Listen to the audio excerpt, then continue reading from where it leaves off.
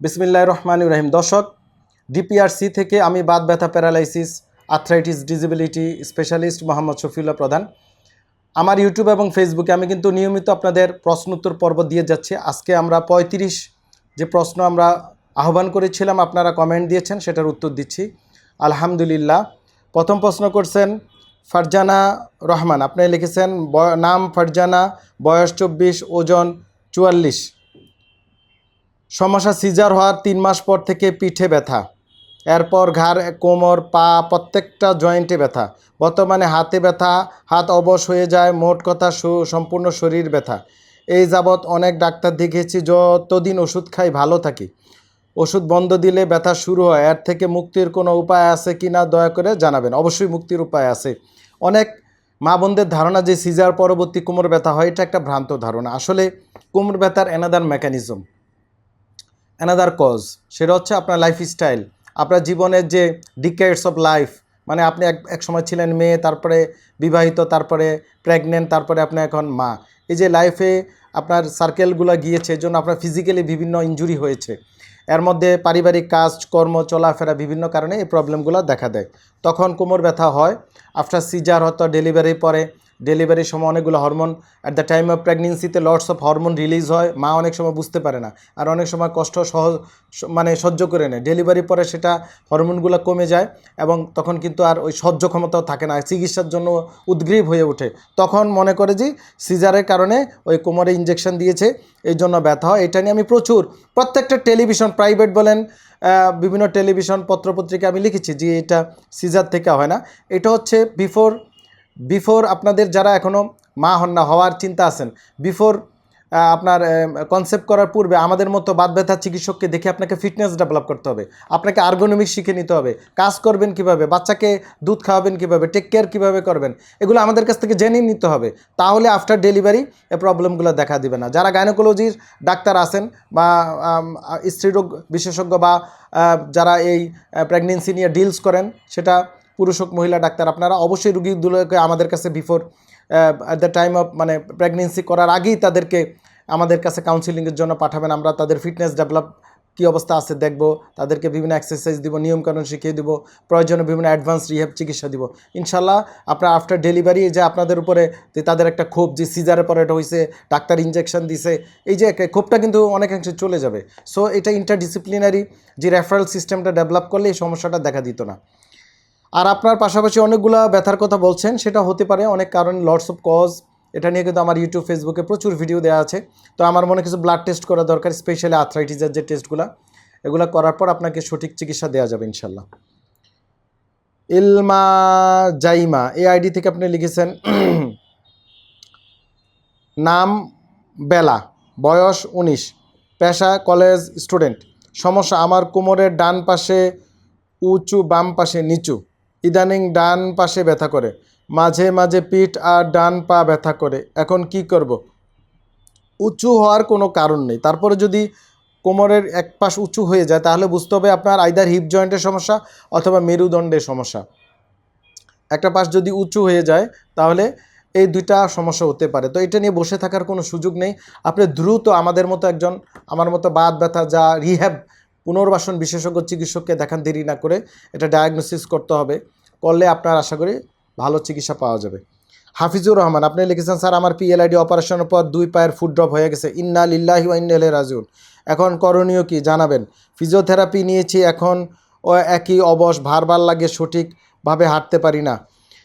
এটা একটা প্রবলেম, এটা অনেকেরই পিএলআইডি আগে অনেক সময় কড়াইকুনা সিনড্রোম হতে পারে, লটস অফ কজ আছে। তারপরে at the time of surgery তো পরবর্তীতে প্রবলেমগুলো দেখা দিতে পারে। যাই হোক, আপনাকে এখন নতুন করে এমআরআই করে দেখতে হবে এবং ওই অনুযায়ী আপনাকে আদৌ আবার কোনো ইন্টারভেনশন বা সার্জারি প্রয়োজন আছে কিনা সেটা বলা যাবে, অথবা না থাকলে এখন করণীয় কী চিকিৎসা করলে ভালো হবে সেটা এমআরআই পরবর্তী সিদ্ধান্ত নিতে হবে। যেখানে সেখানে থেরাপি এগুলা বন্ধ করে দেন, এগুলা নিয়ে লাভ নেই। খালেদা আক্তার, আপনি লিখেছেন আমার নাম খালেদা আক্তার, বয়স 37, সমস্যা বাম হাত ব্যথা, আঙ্গুল টন সূচ, ঘাড় থেকে ব্যথা। হ্যাঁ, এটা ঘাড়ের প্রবলেম। সার্ভাইকাল ডিস্ক প্রলাপ যদি হয়, আমার এমআরআই দেখবেন, প্রচুর রুগীর ভিডিও দেখবেন, আমার সাথে রুগীরা কথা বলে আমার ইউটিউব চ্যানেলে। আজকে শুধু আমি কথা বলতেছি বিকজ আপনাদের প্রশ্ন, এই জন্য উত্তর দিচ্ছি। নাহলে আমার ইউটিউব, ফেসবুকে শফিউল্লাহ প্রধান ইউটিউব ফেসবুকে আমি কথা বলি না, কথা বলে রুগীরা, আমাদের যারা চিকিৎসা নিয়ে ভালো হয়ে গেছে। আপনার মতো এরকম হাজার হাজার রুগী এই ডিপিআরসি থেকে চিকিৎসা নিয়ে সুস্থ হয়ে গিয়েছে। আপনি ঘাড় ব্যথার আমার ভিডিওগুলো দেখবেন, লিখবেন ঘাড় ব্যথা এমডি শফিউল্লাহ প্রধান, বা ঘাড় ব্যথা ডক্টর শফিউল্লাহ প্রধান, বা নেক পেইন ডক্টর শফিউল্লাহ প্রধান, সার্চ দিলে চলে আসবে হাজারো রুগীর ভিডিও, নিয়ম কানুন, আর্গোনমিক্স, মোবাইল ফোনের ব্যবহার, এগুলো একটু শিখবেন। কী কী শিখতে হবে? শোয়াটা ঠিকমতো আছে কিনা, কাজ ঠিকমতো করতেছেন কিনা, মোবাইল ফোনের ব্যবহারটা কেমন হবে, এখন চিকিৎসা কী, এই কয়েকটা জিনিস করলে আপনি আজীবন ভালো থাকবেন। এমডি মনিরুল হক আপনি লিখেছেন আমার মায়ের বয়স 50 থেকে 60, বাত ব্যথা, হাত পা ফুলে যায়, বাম পা ভাঁজ করতে পারে না, হাত পা ফুলে যায় এবং বাম পা ভাঁজ করতে পারে না। এই হচ্ছে আপনার মার যে সমস্যা, এটা এই বয়সে মহিলাদের একটা কমন সমস্যা, এবং হাজার হাজার রুগী আমাদের এখানে চিকিৎসা নিয়েছে এই জাতীয় রুগীর। ফুলে যাওয়া লটস অফ কজ আছে, ওনার কি উচ্চ রক্তচাপ আছে কিনা, প্রেশার ওষুধ খায় কিনা, বা এনাদের কোনো ডিজিজ আছে কিনা, এগুলো আমাদের দেখতে হবে, কোনো বাত রোগ আছে কিনা, ব্লাড টেস্ট, এগুলো আমাদের দেখতে হবে। তো আপনি দেরি না করে আপনার মাকে একজন আমার মতো চিকিৎসককে দেখান, দেখিয়ে আগে রোগ নির্ণয় করবেন। যেখানে সেখানে ঘি থেরাপি দেওয়া, এগুলাই অপচিকিৎসা থেকে বেরো আসতে হবে। যেখানে সেখানে গিয়ে থেরাপি দেওয়া যাবে না, আগে রোগ নির্ণয় করতে হবে। সঠিক প্রপার যদি রোগ নির্ণয় হয় তাহলে কি করলে ভালো হবে, সেটা একটা মাল্টিডিসিপ্লিনারি টিম অ্যাপ্রোচের মাধ্যমে করতে হবে, যেটা আমরা ডিপিআরসিতে করি আলহামদুলিল্লাহ। চন্দ্র কিরণ দাস এই আইডি থেকে আপনি লিখছেন রিপন দাস, আপনার নাম, বয়স 26, পেশা ছাত্র, সমস্যা হয়েছে এক্সিয়াল স্পন্ডল আর্থোপ্যাথি, টোফাসিট এক্সার চলে 1 বছর ধরে, মাঝে মাঝে কটন 20 আর টোরি 120 খাই, কিন্তু ব্যথা কন্ট্রোল হচ্ছে না, এখন কি করতে পারি? কন্ট্রোল তো আপনি রাখেন না, আপনি আনকন্ট্রোল করে ফেলছেন। আপনি যে স্টেরয়েড খাচ্ছেন, কটন মাঝে মাঝে খান, এটা আপনি কোন ডাক্তার দিয়েছে? কোনো ডাক্তার দেওয়ার কথা না, যে কোনো ফিজিশিয়ান এটা দেওয়ার কথা না। ওনার একটা টাইম দিয়ে দিবে, লেখা আছে, প্রেসক্রিপশন ফলো করেন। নিজের জটিল বানাইছেন, নিজে ডাক্তারি করলে তো প্রবলেম হবে। আপনি দ্রুত সিরিয়াল দিয়ে এসে দেখিয়ে যাবেন, সব ঠিক করে দিতে হবে। না হলে আপনি যে ডাক্তার এই ওষুধগুলো দিয়েছে, ওই ডাক্তারের সাথে দ্রুত দেরি না করে গিয়ে দেখাবেন। আমার কথা বলবেন যে শফিউল্লাহ প্রধান বলছে তাড়াতাড়ি আপনাকে দেখাতে, তাড়াতাড়ি গিয়ে দেখাবেন। এভাবে উল্টাপাল্টা ওষুধ খেয়ে জীবন শেষ করবেন না। এগুলো কিছু ওষুধ, স্পন্ডাল আর্থোপ্যাথির সাথে কিছু ওষুধ প্লাস অ্যাডভান্স রিহ্যাব, যেটা ডিপিআরসিতে করে বাংলাদেশে, এই জাতীয় চিকিৎসা করতে হবে। সাঁতার কাটতে হবে, হাঁটতে হবে, রোদ লাগাতে হবে, কুসুম গরম পানিতে গোসল করতে হবে, পর্যাপ্ত পানি খেতে হবে, হালকা লাইট এক্সারসাইজ করতে হবে, সাইক্লিং করতে হবে, কিন্তু লাভ ঝাপ বোঝা ক্যারি করে এগুলো করা যাবে না। মোহাম্মদ শাহিদ আপনি লিখেছেন আসসালামু আলাইকুম। ওয়ালাইকুম সালাম রহমতুল্লাহ বরকাতু। স্যার আমার কোমর ব্যথা 1 মাস আগে ছিল, ডাক্তার দেখেছি, ওষুধ খেয়েও কমেনি, এগুলো দেওয়া হয়েছিল, ন্যাপ্রোক্সেন ওষুধ, ব্যাকলোফেন, আর ব্যথা এখন সাংঘাতিক ইন্নালিল্লাহ। এখন ব্যথা ডান পায়ে, পুরো পায়ে ব্যথা আসে, হাঁটা যায় না, কোনো সময় খুব বেশি ব্যথা হয়, যখন ব্যথা হয় তখন হাঁটতে পারি না, ডান পা একেবারে লাগে, কষ্টকর হয় যখন ব্যথা হয়, বয়স 20, ওজন 58 কেজি। আপনার এটা দ্রুত চিকিৎসককে দেখাতে হবে, বিশেষজ্ঞ চিকিৎসক। এসব ওষুধ দীর্ঘমেয়াদী খাওয়া যায় না, খাওয়া উচিত না। কিডনি টেস্ট করে দেখতে হবে, ওই অনুযায়ী প্রপার ট্রিটমেন্ট করতে হবে। আর যেহেতু আপনার কোমর ব্যথা, লিখবেন back pain doctor MD Shafiullah প্রধান, বা কোমর ব্যথা ডক্টর এমডি শফিউল্লাহ প্রধান, গুগলে সার্চ দিবেন, হাজারো ভিডিও আমার চলে আসছে, দেখবেন কীভাবে রুগীরা ভালো হলো। একটু ভিডিওগুলি স্টাডি করেন। কিছু পাইতে হলে, কিছু অর্জন করতে হলে কিছু সময় ব্যয় করতে হবে, টাইম একটু সময় ব্যয় করতে হবে। এখন সব যদি নিজে মতোই ঘরে গিয়ে আপনাকে কেউ দিয়ে আসবে না, নিজেরটা নিজে আদায় করে নিতে হবে। এই জন্য পড়ালেখা করতে হবে, স্টাডি করতে হবে। আল্লাহ পাকের জন্য নবীজি সাল্লাল্লাহু আলাইহি সাল্লামকে বলেছে শুরুতেই ফেরেশতা জিবরাইল সালামের মাধ্যমে, জি জানো প্রভুর নামে শিখো, একরা মানে শিখা, জানা জ্ঞান অর্জন করা আল্লাহর নামে। সে জ্ঞান, যে জ্ঞান আপনার দরকার, এই যে আপনার এই জ্ঞান দরকার। কোমর ব্যথার জ্ঞানগুলা আমার ইউটিউবে দেখবেন, বিদেশি বহু বড় বড় রিনাউন্ড ডাক্তারদের ভিডিও আছে এখন আলহামদুলিল্লাহ। আবার ভুয়া ভিডিওর পাল্লায় পড়বেন না, দেখবেন এই ডাক্তার আদৌ আছে কিনা। মানে অনেকে আছে ডাক্তারের এআই দিয়ে বানায় নাম, ডাক্তার নাই, জীবিতই নাই, কেউ চিনিই না, জানেই না, কোনো চেম্বার নাই। সেগুলো দেখা হারবাল খাইতেছে, এই খাইতেছে, সেই খাইতেছে, ওই খাইতেছে, আগডুম পাগডুম খাইয়া জীবন শেষ। এটি করা যাবে না। এই ডাক্তার আদৌ অস্তিত্ব পৃথিবীতে আছে কিনা সেটা খোঁজ নিয়ে সেই ডাক্তারের পরামর্শ নেবেন। আন্ডারস্ট্যান্ড?